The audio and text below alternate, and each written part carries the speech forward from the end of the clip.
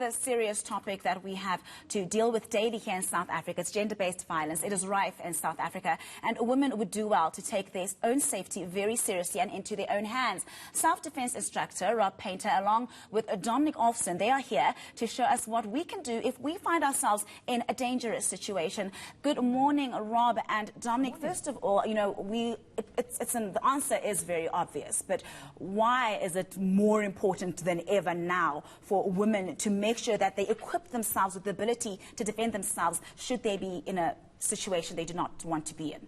Well, like you said, unfortunately, in this day and age, it's become more and more of a necessity. Gender-based violence is higher than it's ever been in South Africa, and it's something that we can't let continue. Yeah. And how common do you find, you know, people, South Africans, be it women, coming to you saying, we need your help, Dominic, we need you to teach us because this is definitely getting out of hand. Time and time again, we're hearing about a woman who's lost her life, a woman who's being attacked. So are more and more South Africans knocking on your door?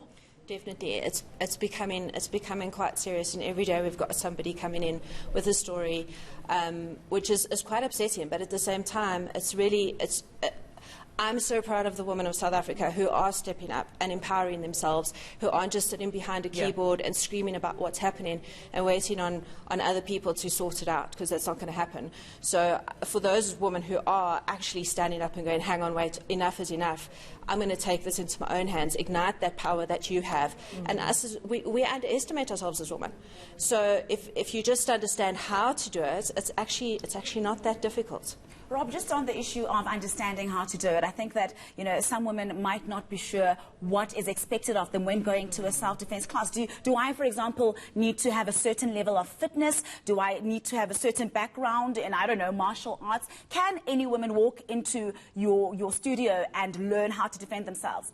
Of course. So that's part of Krav Maga, the system, is there's no previous training requirement, there's no fitness level that's required. You come into a class, you give it a try, and if it is for you, you keep going. Yeah. There's no need. The person attacking you isn't going to discriminate against what you look like or what you can do, how many push-ups you can do. So if we're teaching you to defend yourself, it shouldn't matter. Yeah. Do you also deal with psychological sort of like effects, Dominic? I mean, I can imagine it's easy for us to say get into a self-defense class. When you're in that moment, sure, I can imagine the terror, and perhaps all of that could just go away. You're just in panic mode. You don't know what to do but to scream and to shout, please leave me alone. Do you deal with how to tap into your power in that moment and remember everything that you have learned in self-defense class? Yeah, definitely. It's a very important part of our training as well, because, like you say, in that moment, it doesn't matter how much you've learned, it kind of goes out the window. Sure. But how we kind of teach you is that you train and you train until your head forgets but your body remembers. So there's a lot of muscle memory that comes into play. The minute you're attacked, your body just goes into like overdrive and just and you kind of get through it. A lot of breathing, relaxing. We emphasize it all the time through every class as well. Yeah, I think I'd like to see some of those. I think I'd love to, and I'm so glad you asked that question, because I always think about what would I do when in that situation. I always worry, would I just freeze? Would I panic? Would I remember the things that I've been taught? So it's good to know that there are tools to remember that. But I think it's, like you say, it's time to see what some of the women can do when they're faced in these situations. Maybe so please the floor is demonstrate for us, and then perhaps later on, or quite soon, then you'll show us what we can do as well. Okay, so we're very quickly going to go through a very common rape scenario. Dominic's going to get down on the ground.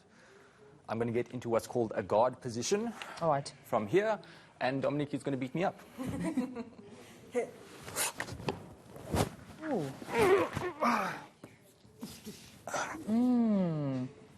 So this is the power that you can have when you find yourself in that situation.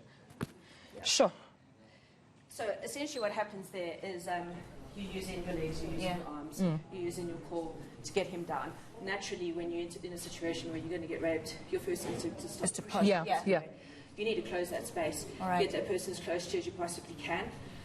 You're locking his head in, and you're driving your thumb into his eyes. All right. So this isn't just a... Perhaps Rob can explain the story, Dominic, because you don't have a mic right now, we understand. But Rob, just give us that with your mic. So part of what we're going for is vital targets. When you're going against someone who's bigger and stronger, trying to hit them in the face isn't going to get you anywhere. We go for the eyes, the throat, and the groin, because no matter how long you spend in a gym, no matter how big and tough you are, if you get a thumb in your eye, you stop fighting back. So Dominique is incorporating her entire body against small parts of mine, and that's why even if you're going against a bigger, stronger aggressor, you still have the advantage. We're going for soft targets, easy targets, no matter where you are around someone, you can get to them and they work. They are linked to the nervous system. Yeah. Okay, boxers, they can put up a fight until they get a finger in the eye. So we'd rather start with the finger in the eye. It's easier, it's safer, it's simple. And Dominic said something interesting that maybe I'd just like you to repeat, because like we said, she's not mic'd. She said your first instinct would be to push, but you need to make this space smaller. Please explain that. So Krav Maga, direct translation, is contact combat. We need to get into their space. It's about becoming the greater force, becoming the predator. We do not want to think defensively, even though we classify it as a self-defense. The brain can either defend or attack, and it's human nature. When someone's in your space and you don't want them there, you want to get them back. You want to create distance.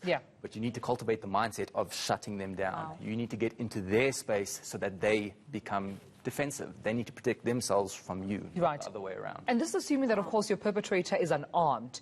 Would you still, you know, sort of apply the same sort of mechanism and strategies if someone has a gun with them or a knife? Can you still disarm them? If someone has a firearm, where's the safest place to be? It's where they're standing. Okay, where they're standing. So exactly. Behind the gun. Behind them. Okay, all right. Exactly. So if I'm trying to run, I can still get injured by that firearm. But if I can close the distance, I can get in their space. In a much safer place. Okay, I'd like to try and move, if you don't mind. And maybe we can both try and let me see how we do this. So perhaps, Rob, you can explain to me what move, first of all, we're trying. Is it the same? Is it different? Yeah, so it's going to be a little bit different. We're going to be going for a defense against a choke. So two-handed choke from the front. The technique is called the hair gel. Okay, all right. So what happens? From here, if I grab your throat for a choke, you're going to take your hand, one hand, and put it on your forehead. On my forehead? Yeah, so hand on your forehead. My hand? Yes, your hand on your forehead. Put it in between the arms. All right. Like that, and now point your elbow all like the way to that. the ceiling. Yeah, elbow all the way up. Run it all the way up. There we go. Okay, keep your head facing me. All the way up. Yeah, there we go. Now from here, once your hand is free, so your hand immediately goes. Right. Okay, so when we're striking the face, use an open palm so that you can get to the eyes. Okay. If you throw a fist, you can break your knuckles. Open palm, open palm, pouring out the face. Okay. Okay, so from here, hand on your forehead, elbow up, and strike. There we go. Oh, all right. It's so much simpler than you would expect.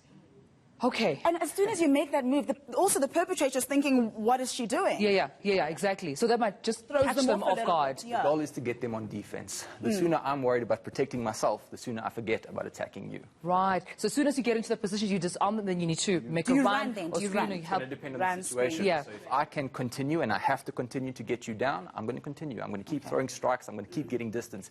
If I can leave, I'm going to leave. If I can get to a weapon, I'm going to get to a weapon. So once you've got your fingers almost in their eyes, you press in. You push them as hard as you can. As hard as you can and as fast as you can. All right. So how can we get a hold of you? Should there be people watching from home wanting to contact you, Rob? How do we do so? Easiest way to contact us is through the website, edainternational.com. All of our instructors, nationally and internationally, are registered there. Drop us a line and we'll get back to you. All right, then. Thank you Thank you so much for coming. Keep on doing the good work. I mean, I've already just, in the couple of minutes that we've spoken, we've already learned so much. So imagine if you were to actually go to one of the classes, a lot to learn.